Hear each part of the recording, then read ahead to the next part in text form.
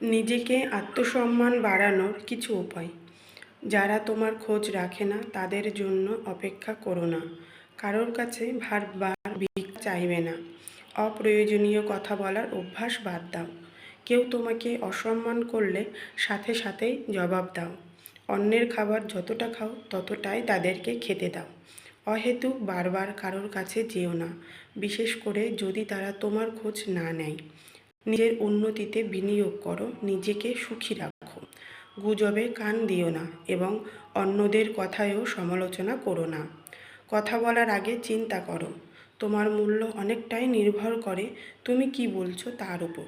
সর্বদা পরিষ্কার পরিচ্ছন্ন ও মার্জিত পোশাক পরো, কারণ মানুষ তোমাকে তোমার পোশাক অনুযায়ী মূল্যায়ন করে। জীবনে সফল হওয়ার চেষ্টা করো, নিজের লক্ষ্যে ব্যস্ত থাকো। সময়ের মূল্য দাও, সময় নষ্ট করো না। যেখানে সম্মান ও মূল্যায়ন পাও না সেখানে আর সম্পর্ক টিকিয়ে রেখো না। নিজের উপর টাকা খরচ করো, তাহলেই অন্যরাও তোমার উপর খরচ করতে শিখবে। মাঝে মাঝে নিজেকে একটু দূরে রাখো। সবাইকে সব সময় সহজলভ্য করো না।